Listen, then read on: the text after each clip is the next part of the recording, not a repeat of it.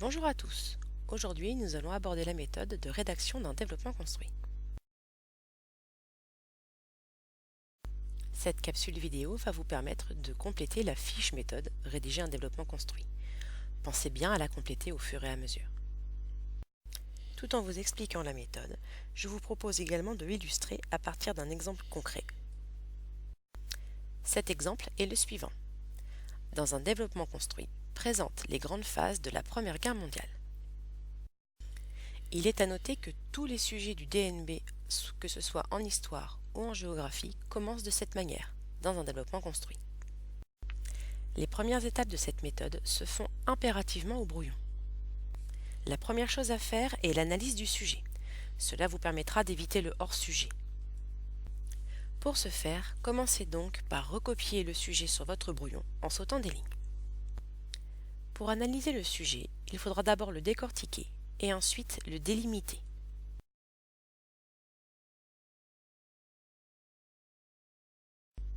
Pour commencer, voyons comment décortiquer le sujet. Il vous faudra d'abord repérer les verbes de consigne pour leur donner du sens, comprendre leurs attentes. Pour cela, vous pouvez vous référer à la fiche méthode qui correspond au verbe de consigne et qui vous a été remise en même temps que celle-ci. Ensuite, il vous faudra repérer les mots-clés, afin de les définir et également de les expliquer. De plus, il vous faudra essayer de voir si le sujet vous suggère déjà les parties de votre développement. Pour cela, il faudra essayer de voir si on peut le diviser en plusieurs parties, sachant qu'il y a des mots ou parfois des virgules qui peuvent vous permettre de le savoir. Dans notre exemple, le verbe de consigne est le verbe présenter.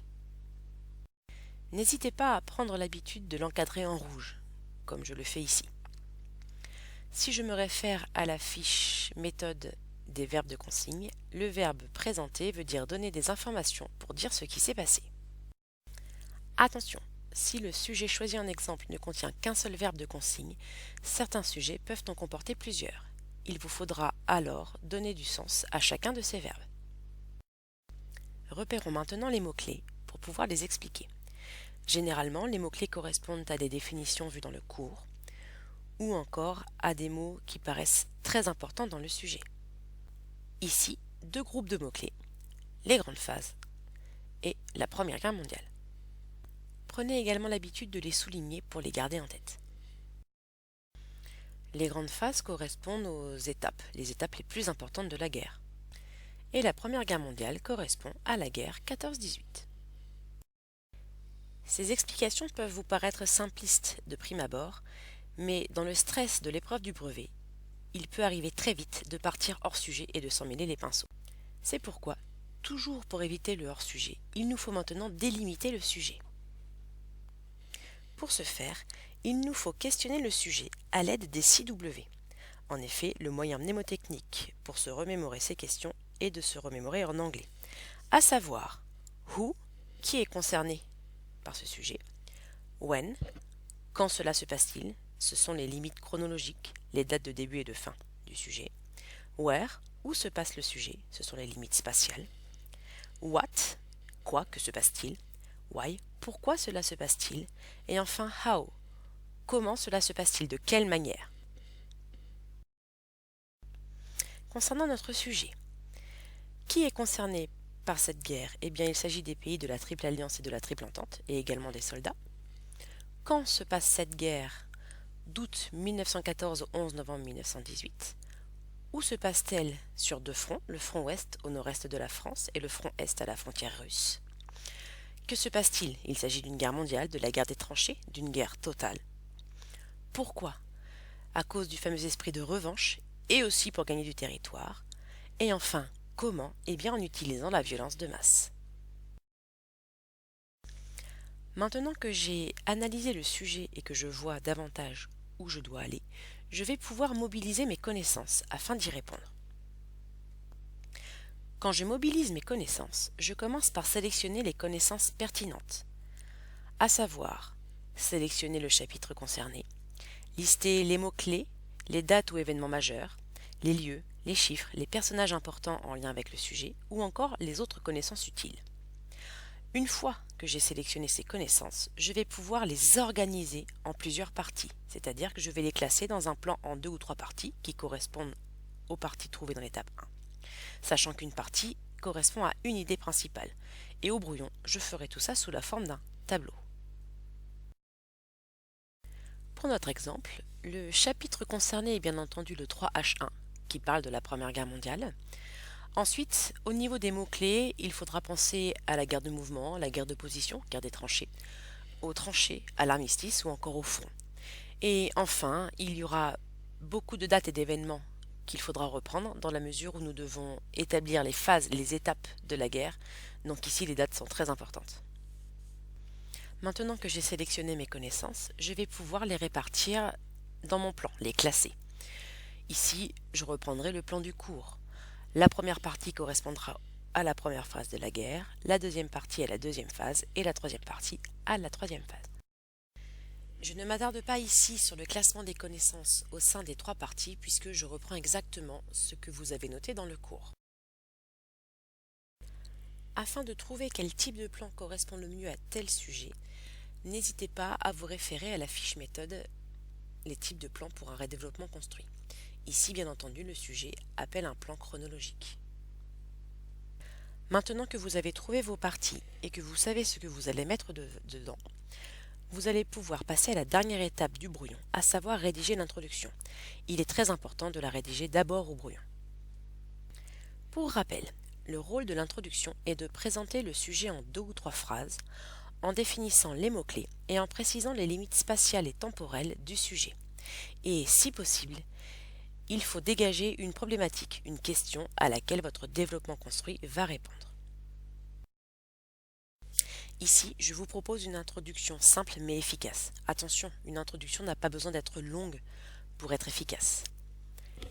La voici, la Première Guerre mondiale, qui oppose les pays de la Triple Entente à ceux de la Triple Alliance, se déroule en Europe de 1914 à 1918. Quelles sont les grandes phases de ce conflit? La partie surlignée en jaune présente le sujet et définit les mots-clés, à savoir la Première Guerre mondiale. Ensuite, la partie surlignée en rose présente les limites spatiales et chronologiques. Limites spatiales, ça se passe en Europe, les limites chronologiques de 1914 à 1918. Et enfin, la partie surlignée en bleu correspond à la problématique de mon développement construit. J'ai reformulé le sujet sous forme de questions pour pouvoir y répondre. Ça y est, le brouillon étant terminé, nous pouvons enfin passer au propre. Je vais passer plus vite sur cette étape puisque le but de cette vidéo n'est pas de rédiger entièrement un développement construit avec vous. N'oubliez pas de recopier l'introduction au propre avant de vous lancer dans la rédaction de vos parties. Une fois que vous commencez vos parties, il faut penser que la première phrase de chaque partie présente l'idée principale de cette même partie. En effet, au propre, je ne recopie pas les grands titres comme dans le plan d'un cours ou comme je l'ai fait dans le brouillon. Non, je dois rédiger une phrase qui présente l'idée principale de la partie. Ainsi, pour la première partie, je commencerai par la première phase de la guerre est marquée par la guerre de mouvement. Pour la deuxième partie, à partir de 1915, commence la deuxième phase de la guerre des tranchées. Et enfin, pour la troisième partie, en 1918, la guerre entre dans sa troisième et dernière phrase avec la reprise du mouvement. Une fois que j'ai présenté l'idée principale de ma partie, je dois ensuite fournir des explications précises, en donnant notamment un exemple précis pour chaque idée, pour chaque partie. Je pense à rédiger des phrases complètes avec un sujet, un verbe et un complément. Je préfère les phrases courtes, ce qui évitera de m'emmêler dans mes explications et qui sera plus facile à comprendre pour le lecteur. J'utilise les définitions du cours, elles sont très importantes. Je pense également à rédiger une petite transition entre chaque partie, un petit mot de connexion, un connecteur logique. Et enfin, en histoire, impérativement, je pense à utiliser des dates. Une fois que j'ai terminé de rédiger mes parties, je passe à la rédaction de la conclusion.